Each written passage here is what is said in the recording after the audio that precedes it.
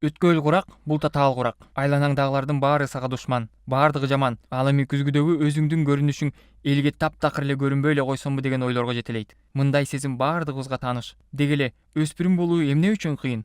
Эл арасында кептин баары организмдин иштөөсүн жөнгө салган жана анын олуттуу таасир эткен гормондордо экендиги айтылып келет. Жыныстык гормондордун, тестостерон жана эстрогендердин иштелип чыгышы экинчи жыныстык белгилердин өнүгүшүнө шарт түзөт. Ал эми мына бул ар кайсы жерлерге чыгып алган чачтарчы? Ошондой эле алгачкы жыныстык белгилерди, балдардын уруктануусун жана кыздардын энелик бездерин активдештирет. Бул учурда өспүрүм балдарда алгачкы жолу полюция жүрөт. Башкача айтканда, эрксиз түрдө буруктардын кетүүсү, ал эми кыздардын көкүрөгү өсөт жана этек кирип келе баштайт. Бул түшүнүктүү. А бирок эмне үчүн өспүрүмдөр бул убакта кежирленип, жаңжал чыгарып жана күмөндүү, жаман иштерге аралашат?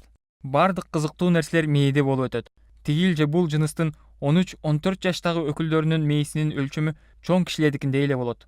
Ошондуктан 20-кылымдын аягына чейин адам мээсинин өзгөчө активдүү өнүккөн учуру бала кезге туура келет деп эсептешкен.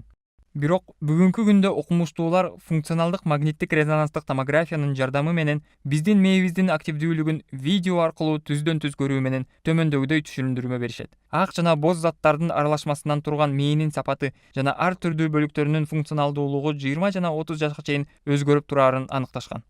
Биздин мээбиз кадимки өз өлчөмүнө жеткенден кийин деле өнүгүүсүн уланта берет. Бул дайыма бир эле сценарий менен, биринчиден төмөндөн өйдөгө, экинчиден арткы бөлүктөн алдыңкы бөлүккө карай өтөт. Адамдын эволюциялык процессинде биз менен дал эле ушундай өзгөрүүлөр болгон. Омуртканын жанындагы баш мээнин эң байыркы бөлүктөрү дем алуунун, ачка болуунун, суу соонун жана көбөйүү инстинктисинин эң жөнөкөй функциялары, милдеттери үчүн жооп берет. Мына ушул эмоционалдык мээ деп аталат. А бул чеке бөлүгү болсо, адамдыкы башка бардык жаныбарлардыкына салыштырмалуу алда канча өнүккөн эволюциялык жаш бөлүк. Ал социалдык өз ара аракеттенүү сыяктуу татаал процесстерди жөнгө салат.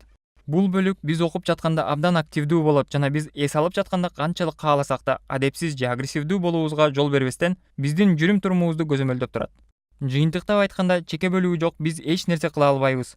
Ошондуктан аны цивилизациянын очогу же аткарууну функционалдаштыруунун борбору деп аташат.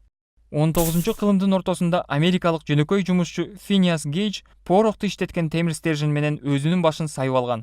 Анан ал тирүү калган. Андан дагы сүйлөө, басуу, ойлонуу жана өзүнүн табигый муктаждыктарын аткаруу мүмкүнчүлүктөрүнөн ажыраган эмес. Бул 19-кылымдын кайталангыс сенсациялуу окуяларынын бири болгон. Ушул окуядан кийин Гейдж буга чейин компанияда шайыр болгондугуна карабастан абдан орой жана жагымсыз адамга айланды. Анда мындай өзгөрүүнү эч ким түшүндүрө алган эмес. Эми азыр болсо баары түшүнүктүү болду. Көрсө, Гейдж өзүнүн аткаруу функционалдык борборуна зыян келтирип алган. Ал эми анын эмоционалдык мээсине эч кандай доо кеткен эмес. Өткөл курактагы балдарга кайрадан кайрылалы. Алардын баш мээсин андан да тыкыр караганга аракет кылалы. Адамдын баш мээсинин чеке бөлүгү префронталдык кабык менен жабылган. Бул биздин цивилизациялык очогубуздун маанилүү бөлүктөрүнүн бири. Ал көпчүлүк учурда бизди бирөө мушташтан сактап, бирөөнүн кыйшык көз карашына капа болбой, апасын таарынтпайт. Ошондой эле башка адамдар эмне айтып жана эмне сезип, туюп жаткандыгын түшүнүүгө аракет кылат.